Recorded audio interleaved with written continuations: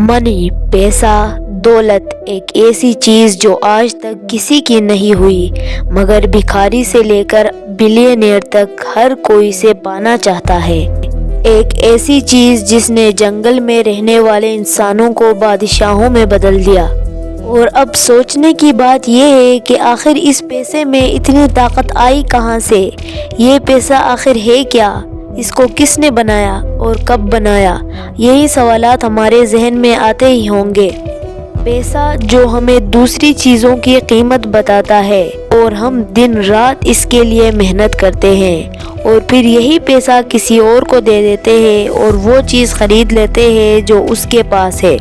پھر بعد میں وہی انسان اس پیسے کو کسی اور کو دیتا ہے اور وہ اپنی پسند کی چیز خرید لیتا ہے۔ اسی طرح یہ پیسہ پوری دنیا میں گھومتا رہتا ہے۔ آخر پوری دنیا میں کتنا پیسہ ہے؟ جو نظر آتا ہے وہ ہے 40 کھرب ڈالر اور جو نظر نہیں آتا وہ 1300 کھرب ڈالر یعنی 1.3 کوادریلین۔ تو آخر اتنا سارا پیسہ دنیا میں آیا کہاں سے؟ اس کو کس نے بنایا؟ یہی سوالات ہم آج کی ویڈیو میں جانیں گے، تو چلیے شروع کرتے ہیں۔ یہ بات ہے آج سے تقریباً 17,000 سال پہلے کی، جب دنیا پر پیسے کا نام و نشان تک نہیں تھا۔ اس وقت انسان قبیلوں میں رہا کرتے تھے اور ان سب کا بس ایک ہی مقصد تھا اور وہ تھا شکار کرنا اور کسی نہ کسی طرح زندہ رہنا۔ مگر شکار ایک ایسی چیز تھی جو ہر روز نہیں ملتی، مگر بھوک ایک ایسی چیز ہے جو ہر روز لگتی ہے۔ یہ بھوک ہی تھی جس نے ایک قبیلے کے لوگوں کو دوسرے قبیلے کے لوگوں سے کوئی چیز لینے اور دینے پر مجبور کر لیا، اور یہیں پر آغاز ہوتی ہے بارٹر سسٹم کی۔ کہا جاتا ہے کہ کہیں نہ کہیں میسوپوٹیمین ٹرائبس نے ہی بارٹرنگ سسٹم کا آغاز کیا تھا۔ میسوپوٹیمیا ساؤتھ ایسٹ ایشیا میں موجود ایک علاقہ ہے جس پر آج عراق بستا ہے۔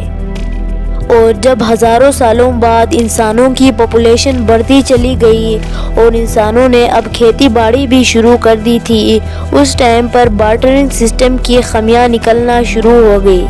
سب سے بڑا مسئلہ یہ تھا کہ ٹریڈ کرنے والا آپ سے رضامند بھی ہے یا نہیں، مطلب اس کے پاس جو چیز ہے آپ کو وہ چاہیے، مگر جو آپ کے پاس ہے وہ اس کو نہیں چاہیے، اسی لیے ٹریڈ نہیں ہو پاتی تھی۔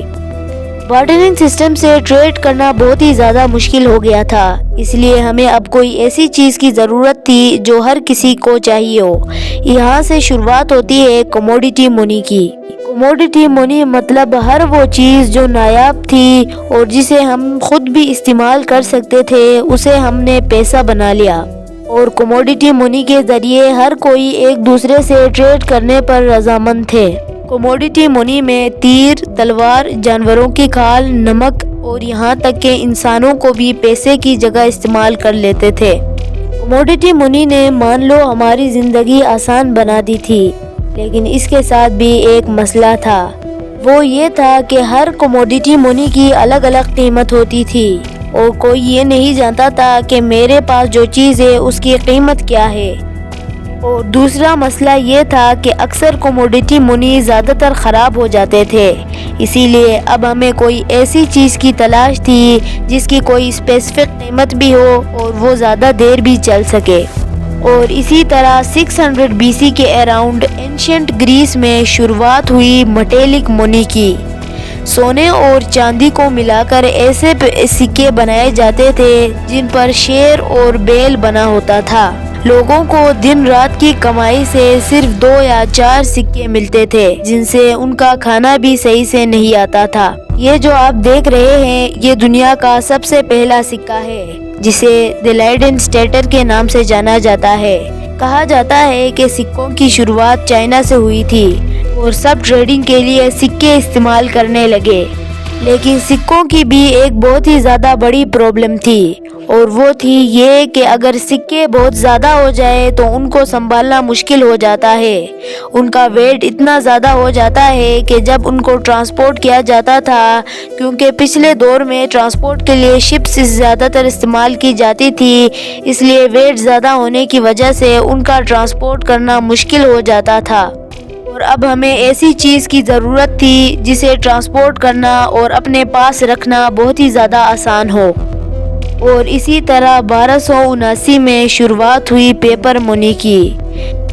منگولین سلطنت کے بادشاہ جہانگیر خان کے پوتے قبلا خان نے چھیل کے درخت سے دنیا کا سب سے پہلا پیپر منی بنایا۔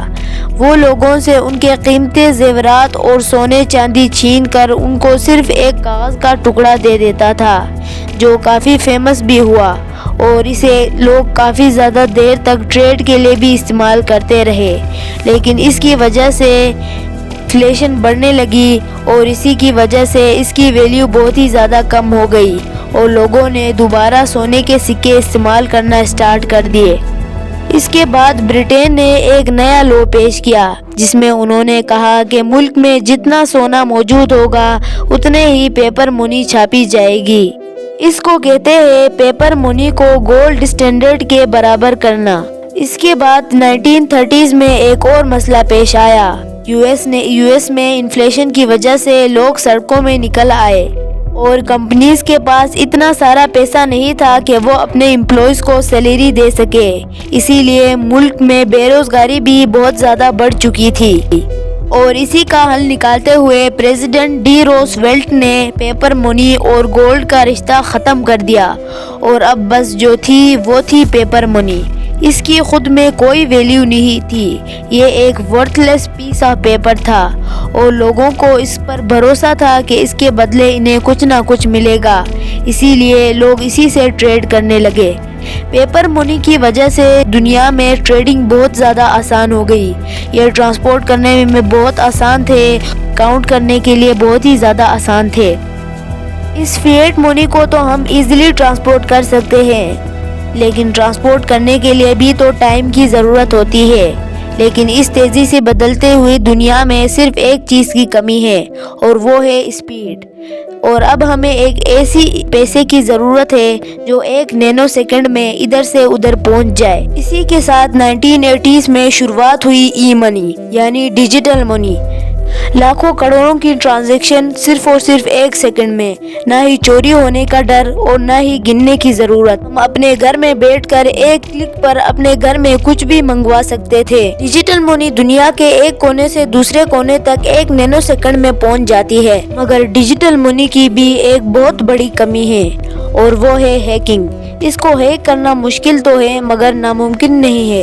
لیکن 2009 میں لانچ ہونے والا ایک ایسا پیسہ جس کو ہیک کرنا ناممکن ہے، اور وہ ہے bitcoin. Credit cards, cheques اور آن لائن پیمنٹ، یہ سب گورنمنٹ کے رول اور ریگولیشن کو فالو کرتے ہیں، مگر بٹ کوائن ایک ایسا پیسہ ہے جس کا گورنمنٹ سے کوئی بھی تعلق نہیں ہے، اور نہ ہی یہ کسی فیٹ منی یعنی پیپر منی سے جڑا ہے، بس ہے تو کچھ نمبرز۔ اس کے بنانے والے کا نام ستوشی ناکاموٹو ہے، اور اس پر گورنمنٹ کے کوئی بھی رول اپلائی نہ ہونے کی وجہ سے اسے کسی بھی انلیگل ٹرانزیکشن میں ایزیلی استعمال کیا جا سکتا ہے۔